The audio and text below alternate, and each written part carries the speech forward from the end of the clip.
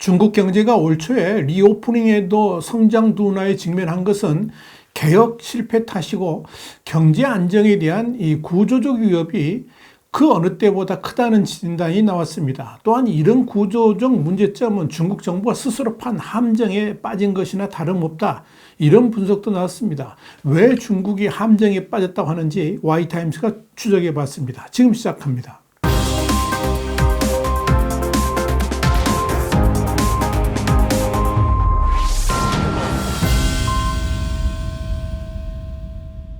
홍콩의 사우스차이나 모닝포스트는 5일 미국 시장 조사 업체인 로디언 그룹과 미 싱크탱크인 애틀랜틱 카운슬이 4일 공동으로 발간한 중국 경제 관련 보고서인 차이나 패스파운드 애뉴얼 스코어 카드를 인용해 가지고 중국의 정책 위반자들이 현재 주시하는 경제 문제들은 코로나19 같은 순환적인 요인이 아니라 중국 경제 시스템의 개혁 실패에서 비롯된다 그러면서 경제 안정에 대한 구조적 위협이 그 어느 때보다 커졌다. 이렇게 보도를 했습니다. 사우스차이나 모닝포스트는 이어서 올해 중국 경제 성장률이 4% 미만에 그칠 것이라고 전망하면서 주요 국제기구들의 예측 중 가장 낮은 수치이자 중국 당국이 목표로 제시한 5% 안팎과 큰 차이를 보인다라고 밝혔습니다. 앞서 세계 주요 경제 분석 기관들은 이 중국의 성장 전망치를 하향 조정하고 있습니다. 보고서는 그러면서 현재까지 주요 개혁 발표가 없는 것을 감안했을 때 내년에도 비슷한 약세가 예상된다 그러면서 또한 만일 중국이 구체적인 개혁을 발표한다면 그에 따른 조정 고통으로 내년에는 성장이 더욱 둔화될 수 있다라고 전망했습니다. 보고서는 또 경제 성장률 둔화는 미국을 세계 최대 경제국 자리에서 밀어내겠다는 중국의 계획이 2020년대는커녕 이번 세기에는 일어나지 않을 것임을 의미한다 그러면서 이 같은 기대의 변화는 세계에 영향을 미칠 것이다 이렇게 평가했습니다. 그러면서 개발도상국들 입장에서는 중국의 국가 자본주의 접근과 자유시장의 상대적 매력이 바뀔 것이며 여기에 대해서 이반자들과 기업 리더들의 관심이 요구된다라고 덧붙였습니다. 이와 관련해서 사우스차이나 모닝포스트는 중국이 일련의 지원 정책으로 3분기에 다소 회복할 것이라는 전망이 나오기도 하고 또 CT은행의 경우에 중국 경제가 바닥을 쳤을 수 있다는 전망도 뒤섞여 나오긴 하지만 이보다는 부동산 침체, 지방정부 부채 확대, 민간 분야와 외국 기업의 신뢰 약화, 또 빠르게 고령화하는 인구 등으로 일본식 장기 불황을 경험할 수 있다는 전망이 더욱 우세하다 그러면서 이는 중국이 2017년 설정한 2035년까지 사회주의 현대화 달성이라는 목표 달성 가능성을 낮추고 있다고 분석했습니다. 보고서는 더불어서 내년 경제 성장에 대한 낙관론 형성을 위한 한 가지 방법으로 중국 지도자들이 구조적 둔화와 개혁에 대한 활발한 논의를 허용해야 된다 그러면서 중국 경제학자들이 거시경제 개혁에 대해서 논의하는 것은 긍정적인 신호지만 경제학자들 간의 학문적 논의와 관리들과의 논의 그리고 중국 최고 지도부에 의한 구조적 개혁의 실제 시행 사이에는 긴 여정이 있다라고 짚었습니다. 그만큼 이 전문가들의 목소리가 정책에 반영되는 것이 어려운 구조라는 겁니다. 그것이 또 중국의 특성이기도 할 것입니다.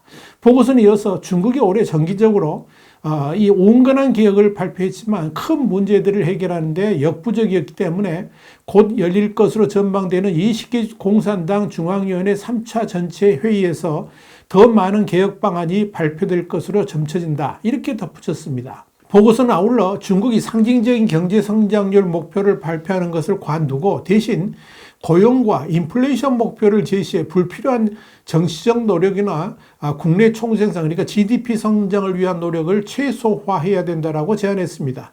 그러면서 이는 중국 당국이 성장과 정책 기반의 질을 높이기 위해 할 수 있는 최선 중 하나일 것이다. 이렇게 덧붙였습니다. 보고서는 아울러 중국 중앙정부가 빚에 짓눌린 지방정부를 구제하고 강력한 재정 기반을 마련해 줘야 된다.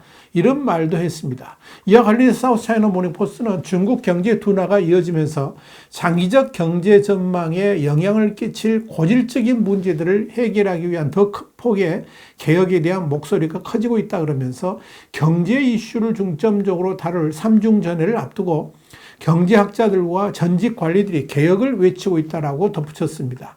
여기 대해서 중국 산업발전촉진회의 수석 이코노미스트인 웨이 자닝은 현지 매체 펑파이에 중국이 일본식 장기 불황을 피하는 유일한 방법은 개혁의 기회를 잡는 것이며 구조적 개혁에 전력을 다하면서 개혁과 개방의 깃발을 높이 드는 것이라 그러면서 우리가 이를 이룰 수 있다면 개혁에 따른 이익을 다시 얻을 수 있고 경제 성장에 박차를 가할 수 있다. 이렇게 강조를 했습니다.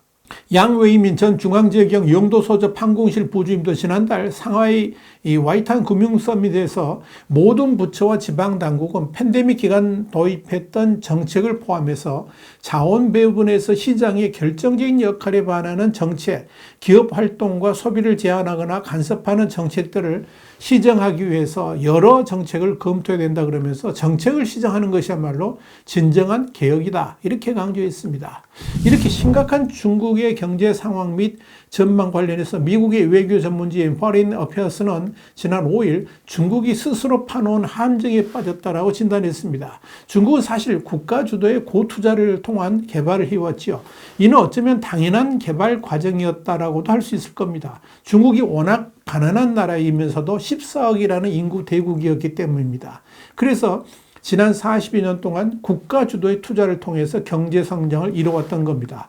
세계은행에 따르면 국가 주도의 투자는 일반적으로 전 세계 GDP의 약 25%를 차지하는데 성숙한 경제일 경우에는 17에서 23%, 고성장 단계에 있는 개발도상국의 경우에는 28에서 32%에 이릅니다. 하지만 중국은 지난 10년 동안 매년 연간 GDP의 40에서 50%에 해당하는 금액을 투자해 왔습니다. 그만큼 중국은 비정상적 투자를 통해서 세계 최고의 고성장을 구가해 왔지만 문제는 그러한 고도성장률에 취해서 투자의 내실화에는 전혀 신경을 쓰지 않았다는 겁니다. 아니 오히려 성장률에 지나치게 몰두한 나머지 투자의 내실화를 기하려는 그런 노력을 별로 하지 않았다고 보는 것이 맞을 겁니다.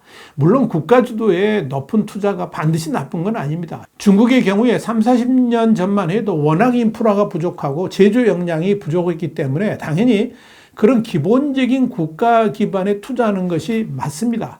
중국은 또 부동산 중심 경제에 지나치게 몰입하면서 부동산 광풍을 불러일으켰습니다. 한마디로 중국을 부동산 중심 경제로 만들어버린 겁니다. 이는 지방정부에게는 엄청난 재원을 만들어줬습니다.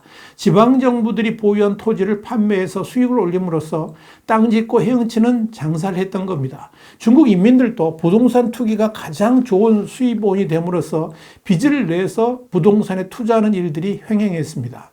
문제는 이런 경제 구조가 막대한 부채를 만들어내는 계기가 되었다는 점입니다. 실제로 중국의 부채는 부동산 붐이 일기 시작한 2006년 무렵부터 급증하기 시작했습니다. 그 이후로 중국의 공식 부채 비율은 GDP의 약 150%에서 거의 280%까지 증가했고요.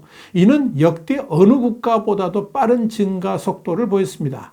포린 어페어스는 이런 부채 부담 증가의 주요 원인은 투기 목적으로 매입한 빈 아파트로 가득 찬 건물을 포함해서 중국의 부동산 부문에 대한 민간 투자, 또 지나치게 야심찬 철도 시스템, 활용도가 낮은 도로 및 고속도로, 트로피 경기장 및 컨벤션 센터와 같은 과잉 인프라에 대한 지방정부의 투자였다라고 지적했습니다. 문제는 이런 투자가 중국 GDP의 절반 이상이 될 정도로 과다해지다 보니까 그 다음부터는 이를 제어하기도 곤란한 지경까지 이르렀다는 것입니다. 이런 상황에서 중국이 무역을 통한 경제가 급격한 상승세를 타면서 활력을 받쳐줬더라면 그나마 나을 텐데 미중 간 충돌과 코로나 팬데믹 당시의 제로 코로나 등으로 사실상 급격한 하락을 거치면서 부동산 투자로 인한 부채 문제가 중국의 골병으로 전락을 했고요. 이로 인해서 중국 경제가 급전직하 내리막길을 걷게 되었다 하는 겁니다. 이에 따라서 중국 당국은 지난해 부채 급증 문제를 해결하기 위한 중요한 첫걸음을 내디뎠는데 가장 부채가 많은 부동산 개발업체의 대출을 더욱 어렵게 만들어서 레버리지를 제한하기로 결정한 겁니다. 수년 동안 이런 개발업체들은 이 은행뿐만 아니라 고객, 공급업체, 계약업체로부터 최대한 많은 자금을 빌리기 위해서 경쟁을 벌여왔습니다. 이 자금으로 최대한 많은 부동산을 매입했고 부동산 가격이 영원히 상승할 것으로 예상되기 때문에 신용위험은 거의 없었고요. 항상 이익을 남기고 매각할 수가 있었던 겁니다. 그러나 부동산 부문이 전체 경제활동의 20, 30%를 차지하는 상황에서 부동산의 급격한 유축은 빠르게 경제활동의 급격한 둔화로 이어질 수밖에 없었던 겁니다. 작년 부동산 부문의 차입을 단속한 후에 예상치 못했던 것은 재정난이 경제의 다른 부분으로 확산될 정도였습니다. 특히 이 토지 판매가 가장 큰 단일 수입원이었던 지방정부, 또 집값이 무한정 오르지 않을까 걱정하기 시작한 가계, 또 부동산 부문의 부실에 직간접적으로 영향을 받은 기업에게 특히 그러했습니다. 현재 상황에서 중국 경제를 살릴 수 있는 방안은 한계가 있을 수밖에 없습니다. 가장 쉬운 첫 번째 옵션은 부동산 산업을 다시 살린다든지 인프라 구축에 대대적인 투자를 단행함으로써 또다시 부채에 기반한 성장을 이어가는 것입니다. 그러나 이 방법들에는 한계가 이미 도사리고 있습니다. 지나친 부동산 과잉은 부동산 시장의 부활을 가로막고 있습니다. 또한 이미 중국의 부동산 가격이 미국의 3배에 달할 정도로 지나치게 과열되어 있는 상황이라 그것도 쉽지 않습니다. 그래서 당국자들은 오히려 부동산 가격이 냉각되기를 원했었는데 자연스럽게 그런 현상이 벌어진 것이 아니라 외부적 요인으로 갑자기 냉각되다 보니까 심각한 문제가 발생해 버린 것입니다. 또한 그동안에 중국 정부가 경제 성장률을 올리는 쉬운 방법으로 무턱대고 인프라 건설에 과잉 투자를 해오다 보니까 이젠 더 이상 인프라를 건설할 것도 없고 또 한들 경제적 수익을 바랄 것도 더 이상 존재하지 않다 보니까 인프라에 투자하는 것 자체가 망하는 길로 가는 지름길이 되어버렸다는 겁니다. 중국 경제를 살릴 수 있는 두 번째 옵션은 경제의 균형을 소비 중심으로 재조정해가지고 고성장을 유지하는 겁니다. 중국은 적어도 2007년부터 이를 시도해 왔지만 소비 지출을 늘리려면 가계가 GDP에서 차지하는 비중을 늘려야만 됩니다. 그러니까 일반 국민은 더 높은 임금, 더 강력한 연금, 더 많은 복지 혜택 등의 형태로 경제가 생산하는 것에서 더 많은 몫을 받아야 되고요. 이는 중국과 지방정부가 GDP에서 차지하는 몫의 일부를 포기함으로써 지불해야 됩니다. 그러나 이미 알다시피 중국은 인민의 부를 축적해주는 방향이 아니라 국가만 배불리는, 좀 더 솔직하게 말하자면 중국 공산당만 배부르게 하는 정책을 펼쳐왔습니다. 당연히 복지나 인민들의 노후를 대비하는 정책들은 아예 찾아보기 힘들었던 겁니다. 그렇다면 이 옵션 또한 불가능할 겁니다. 마지막 세 번째 옵션은 중국이 GDP 성장률을 3% 또는 2% 이하로 급격하게 떨어뜨리는 겁니다. 올바르게 처리한다면 이런 하락의 비용은 대부분 가계가 아니라 중국의 정부 부문에 전가되기 때문에 일반 국민에게는 그다지 문제가 되지 않습니다. 그러나 중국 경제 전반, 특히 국가기관의 성장 둔화가 된다는 것을 의미하기 때문에 그렇죠. 그러나 이 세 번째 방법은 당장 중국의 핵심 부와 권력을 소유하고 있는 중국 공산당의 강력한 반대에 부딪히게 될 겁니다. 당장 시진핑의 권좌까지 위협당할 수도 있습니다. 그래서 중국 경제가 다시 살아나기 힘들다고 말하는 겁니다. 스스로 판 함정에 너무나도 깊이 빠져버렸기 때문입니다. 문제는 어떤 방식이든 세계 경제에 상당한 부담감을 줄 수 있기 때문에 걱정되는 겁니다. 이렇게 중국은 지금 글로벌 경제에 엄청난 민폐를 끼치고 있습니다. 와이타임즈 정세분석이었습니다. 감사합니다.